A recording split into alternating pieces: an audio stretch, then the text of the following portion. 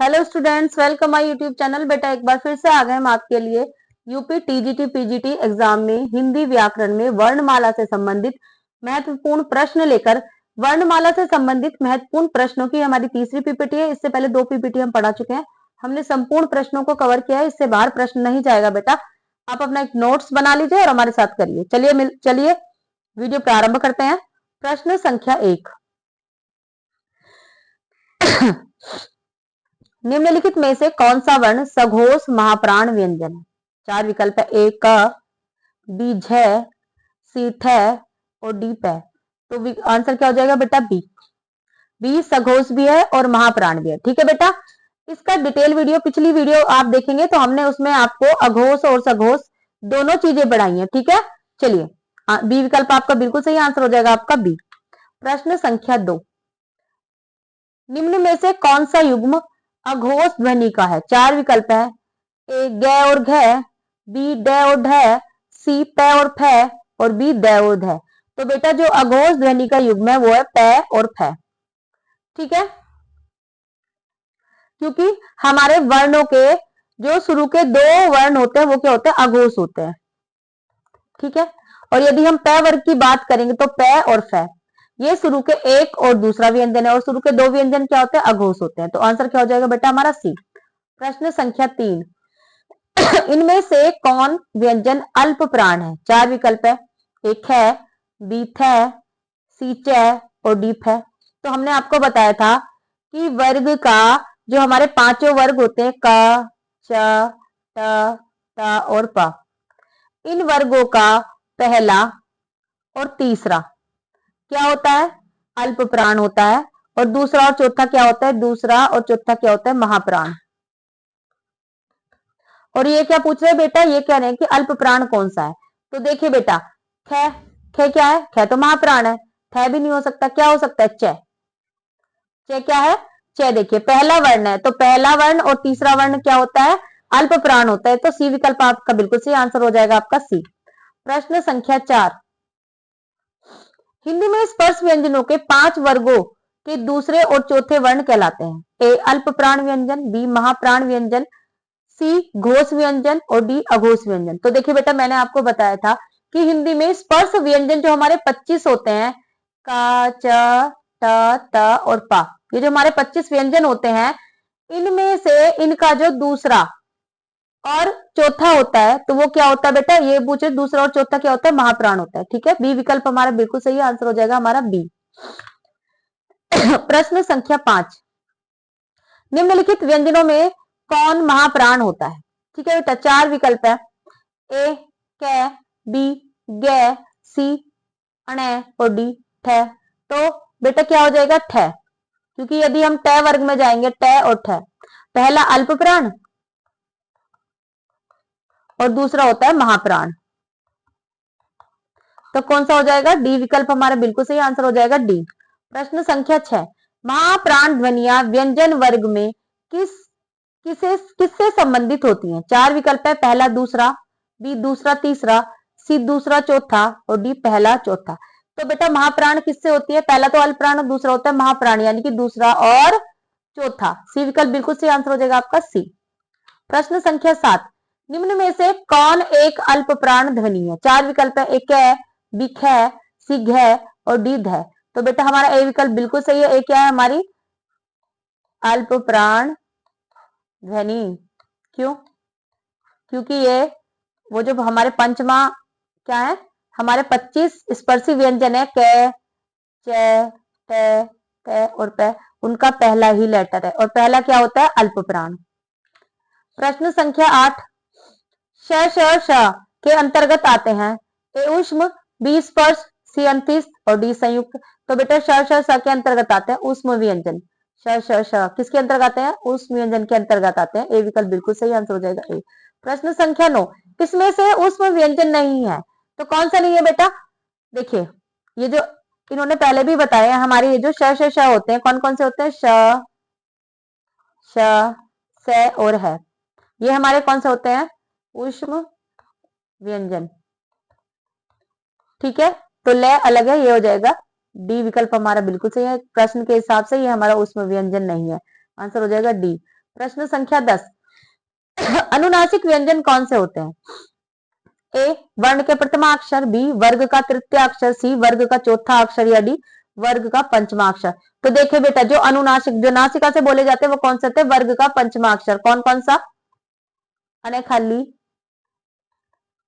ए खाली, ई या और अणे, यही है ना आपके। ये सब क्या होता है? मैं, ये हो गया क वर्ग का, क च वर्ग का, ये हो गया क च, त थ द ध न, प फ ब भ म।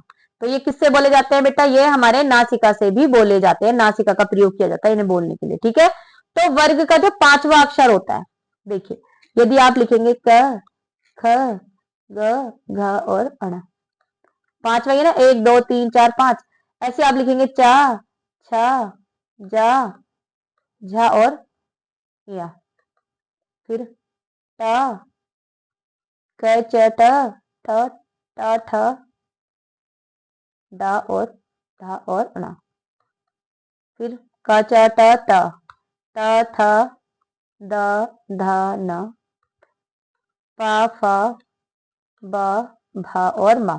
तो देखिए बेटा, ये कह रहे हैं वर्ग का पंचमा अक्षर अनुनासिक होता है, नाक से बोला जाता है 1 2 3 4 5, 1 2 3 4 5, 1 2 3 4 5, 1 2 3 4 5, 1 2 3, ये सारे किससे बोले जाते हैं? नासिका से। प्रश्न संख्या 11, अयोगवा कहा जाता है? ए विसर्ग को, बी महाप्राण को, सी संयुक्त व्यंजन को, डी अल्प प्राण को। तो बेटा अयोगवा किसे कहा जाता है? विसर्ग को। ठीक है, अयोगमा वा मतलब जो जो व्यंजन हमारे ए के योग से बने होते हैं, अंग और अंगा किसके योग से बने होते हैं? ए के योग से, इन्हें क्या कहा जाता है? विसर्ग। प्रश्न संख्या 12, वर्णमाला किसे कहते हैं? ए शब्द समूह को, बी वर्णों के संकलन को, सी शब्द गणना को, डी वर्णों के व्यवस्थित समूह को। तो बेटा वर्णमाला किसे कहते हैं? वर्णों के व्यवस्थित समूह को वर्णमाला कहते हैं। डी विकल्प बिल्कुल सही आंसर हो जाएगा, डी। प्रश्न संख्या 13, हिंदी भाषा में कितने मूल स्वर होते हैं? 4 विकल्प, मूल व्यंजन होते हैं, सॉरी, हिंदी भाषा में कितने मूल व्यंजन होते हैं? ए 21, बी 33, सी 36 और डी 40। तो बेटा हमारे 33 मूल व्यंजन होते हैं। बी विकल्प बिल्कुल सही आंसर हो जाएगा, बी। प्रश्न संख्या 14, हिंदी वर्णमाला में वर्ण होते हैं, 4 विकल्प, ए 50, बी 52, सी 54 और डी 55। तो बेटा हिंदी वर्णमाला में 52 वर्ण होते हैं। ठीक है, 52 वर्ण। ठीक है, बी विकल्प बिल्कुल सही आंसर हो जाएगा आपका, बी। प्रश्न संख्या 15, व्यंजन और स्वर के संयुक्त रूप को क्या कहते हैं? ए वर्ण, बी ध्वनि, सी अक्षर और डी वाक्य। तो बेटा जहां व्यंजन और स्वर दोनों मिलते हैं उसे ध्वनि कहते हैं। बी विकल्प बिल्कुल सही आंसर हो जाएगा, बी। प्रश्न संख्या 16, हिंदी भाषा में कितने स्वर होते हैं? तो बेटा ए 14, बी 11 और सी 13 और डी 5। तो हिंदी भाषा में 11 स्वर और 33 व्यंजन होते हैं। ठीक है बेटा, बी विकल्प आपका बिल्कुल सही आंसर हो जाएगा, बी। प्रश्न संख्या 17, भाषा की सबसे छोटी इकाई कौन सी होती है? जल्दी कर रही हूँ क्योंकि मुझे क्लास लेनी है बेटा 10th के बच्चों की ऑनलाइन। ठीक है, भाषा की सबसे छोटी इकाई कौन सी होती है? ए शब्द, बी व्यंजन, सी स्वर और डी वर्ण। तो बेटा भाषा की सबसे छोटी इकाई किसे कहते हैं हम? वर्ण को। ठीक है, भाषा की सबसे छोटी इकाई किसे कहते हैं? वर्ण को। वर्णों के व्यवस्थित समूह से क्या बनता है बेटा? शब्द बनता है, शब्दों के व्यवस्थित वर्ण। हाँ, भाषा की सबसे छोटी इकाई किसे कहते हैं बेटा? वर्ण को। ठीक है, डी विकल्प आपका बिल्कुल सही आंसर हो जाएगा आपका, डी। प्रश्न संख्या 18, भाषा की सबसे छोटी इकाई, ए शब्द, बी मात्रा, सी वर्ण और डी कोई नहीं। तो बेटा भाषा की सबसे छोटी इकाई कौन सी होती है? वर्ण। सी विकल्प बिल्कुल सही आंसर हो जाएगा, सी।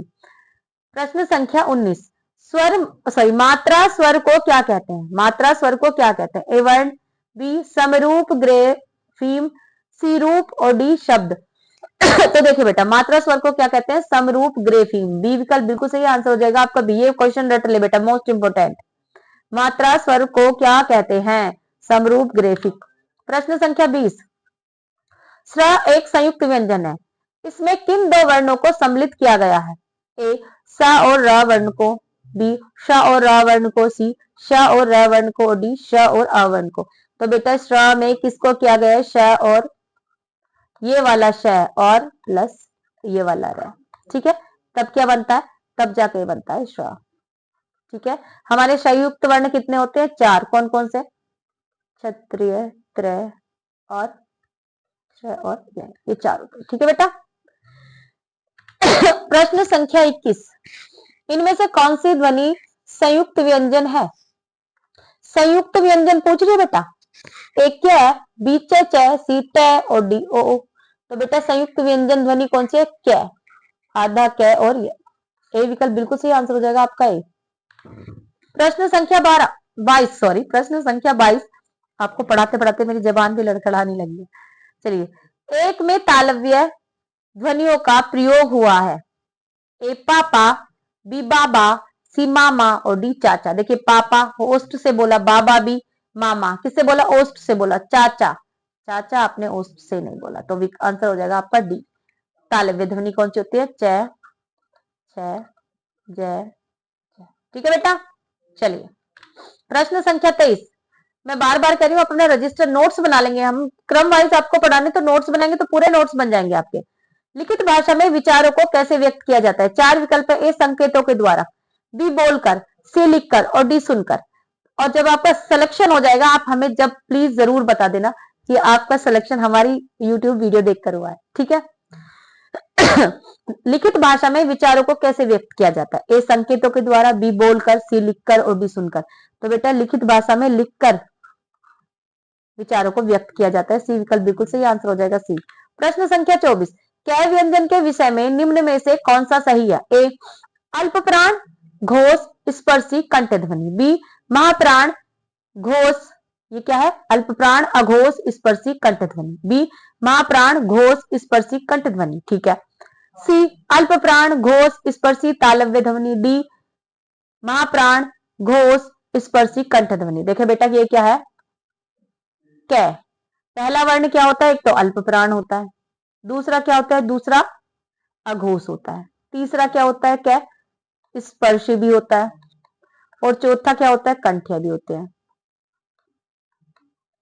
तो ये किस में है? देखिए ये अल्प प्राण है, ठीक है, अघोष भी है, स्पर्शी है, कंठ भी है, ठीक है। ए विकल्प बिल्कुल सही आंसर हो जाएगा आपका ए। प्रश्न संख्या 25। इससे पहले वाली वीडियो हम हर क्वेश्चन को डिटेल में पढ़ाने की कोशिश कर रहे हैं बेटा, ज्यादा इसलिए नहीं बता रहे कहीं आप खोज पोच ना हो जाओ, ठीक है। तो जितना पढ़ा रहे उतना भी लिखोगे आपके लिए सफिशियंट है। पाणिनीय शिक्षा में ध्वनियों को वर्गीकृत करने के कौन से 5 आधार स्वीकार किए गए हैं? देखिए बेटा पाणिनीय शिक्षा में ध्वनियों को वर्गीकृत करने के 5 आधार स्वीकार किए गए हैं, मतलब बताए गए हैं। वो कौन से 5 आधार है? ए स्वर, काल, स्थान, संवाद, नाद। बी स्वर, स्थान, काल, प्राण, सुर। सी काल, प्रयत्न, स्थान, प्राण, अनुदात और सी स्वर, काल, स्थान, प्रयत्न और अनुप्रदान। तो कौन से बताए गए पाणिनीय शिक्षा में वर्गीकृत करने के 5 आधार? डी पहला स्वर, फिर काल, फिर स्थान, फिर प्रयत्न और फिर अनुप्रदान, ठीक है बेटा। ये इस तरह से हमने आपको पूरे 25 प्रश्न करा दिए। वर्णमाला की पूरी पीपीटी 3 वीडियो में हमने फिनिश कर दिया है। उम्मीद कर रहे हैं वर्णमाला से संबंधित संपूर्ण क्वेश्चन आपको आ जाएंगे। अगर कुछ और भी पढ़ना है तो आप हमें मैसेज में बता सकते हैं, ठीक है बेटा। अगर आपको हमारी वीडियो पसंद आई हो तो इसे लाइक करें, शेयर करें और हमारे चैनल को सब्सक्राइब करें और वीडियो पूरा देखें।